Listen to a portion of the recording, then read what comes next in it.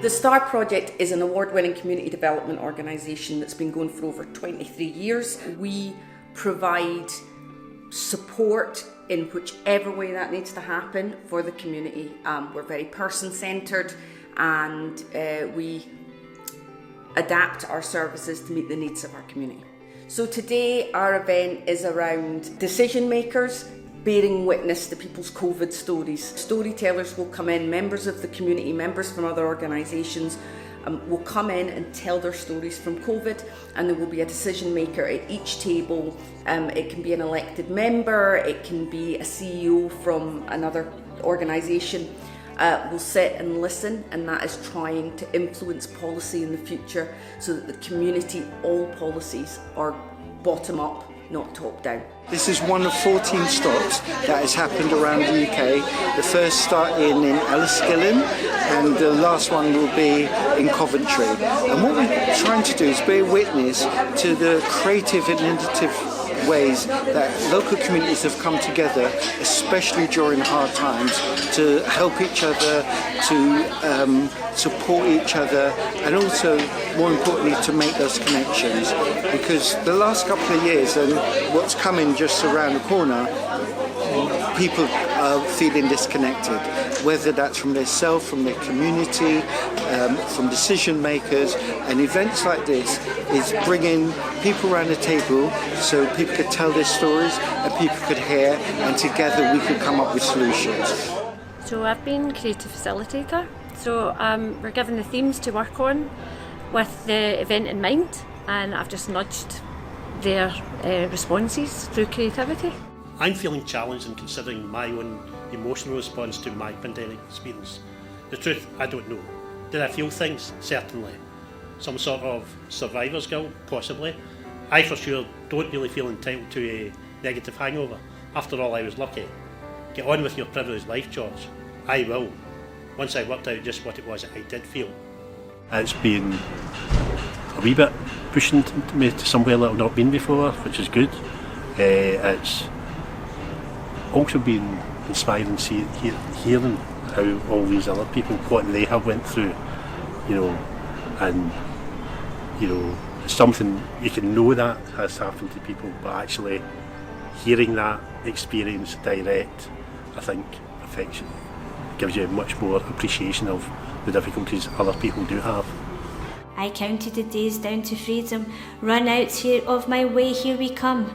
My family needs cash, months gone in a flash. Should I know what to do? I'm the mum. Lockdown is bad enough, but poverty is really tough. No meeting family or friends, joy of living really ends. We don't need the poverty disease, no heating, cold hands and knees. I look at friends who seem so sad, things have never been so bad. People who are making decisions, people, the high-ups I call them, when they make decisions, I think that's really important, that when you are thinking, when you make a rule, when you make a law, just put yourself in somebody else's shoes and think about, okay, right, there's different types of people, how's that going to affect? So that's something that they should hopefully do. Face-to-face support of groups I used like the STAR project and RAMH closed and went online, which was difficult for me. Well, I'm not good with technology. The Zoom projects on Paisley history though were enjoyable, so I did it. The tech made me anxious, but I did it. Tiring. Normality. On the horizon. Is it? Confused. Jags galore. My poor arm. Or red holes everywhere. But who cares, eh? 'Cause then came the booster. The flu jab as well. But see if it gets her out and back to some freedom. You can jab me anytime. Roses are red, depression is black. What to avoid, we first look back. Take all the lessons the strife bear. Kickstart the change, show you care. My greatest fear, apart from being kicked out of my adopted country, that is that we have managed to drop this generation of children on the floor. Who knows what the impact will be.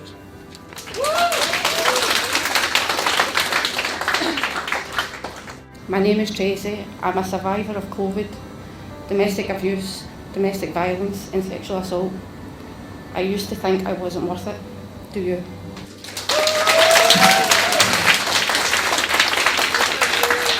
Projects, the STAR project in Kairos and all our voluntary sector partners, they don't just enrich people's lives, they save their lives.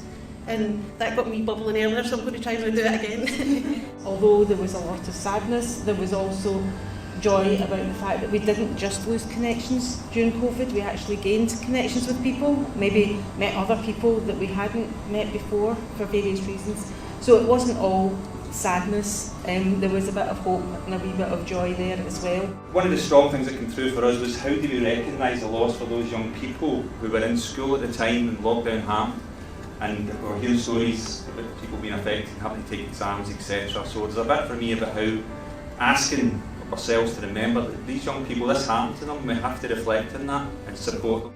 As a new councillor in the area, it's a real privilege to start off in the early days hearing all these stories, and I have to say the power in the stories has made a difference to everyone who's been here. We can't hear those stories and go away without being changed by them. Inequality is rife across the country. COVID really highlighted the problems of it. We can't go back to what that was like. There's been a real kind of focus today on the impact that it's had, and also the need for us to reflect on what we need to do in order to help people build back from COVID, whether that be catch-up plans to support our kids' education, whether that's investing in play parks and green spaces that we maybe took for granted before COVID, whether it's about digital inclusion and making sure everyone's got access to the internet and has the digital tools that they need.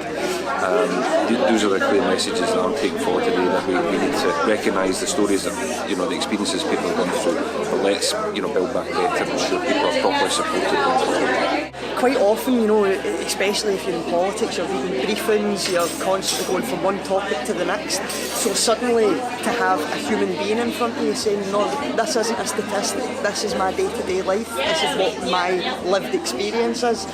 It reminds you that you're not just dealing with statistics and that you've got more to do than make a spreadsheet work. It's human lives, and that's where even the worst politician couldn't ignore that at events like today.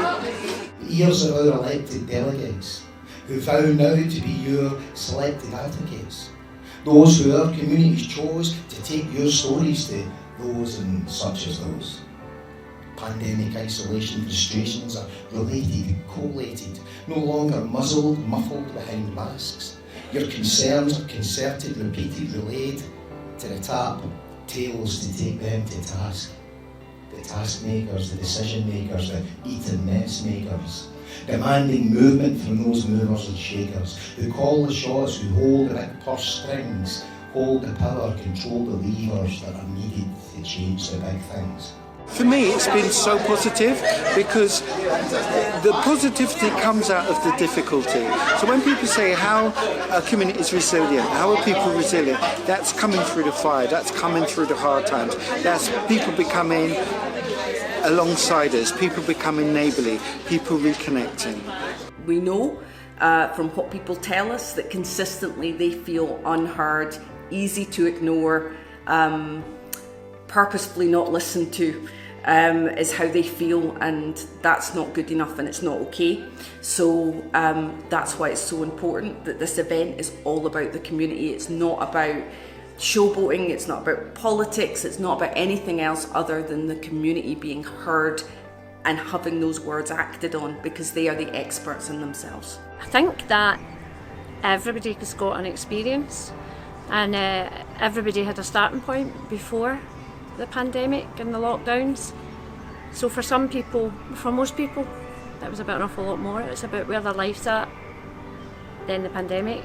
And I think that everybody deserves the opportunity to move forward and have the services to make that happen. I mean, after all, it's been a bizarre time. Without genuine hope, genuine honesty, genuine commitment, without genuine being in it together, how does the memorial look? Like this?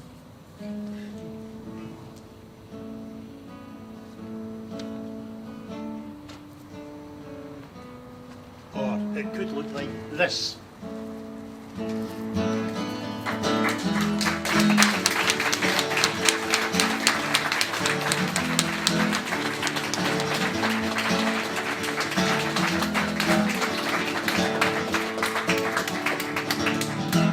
there can be legacy, societal advancement.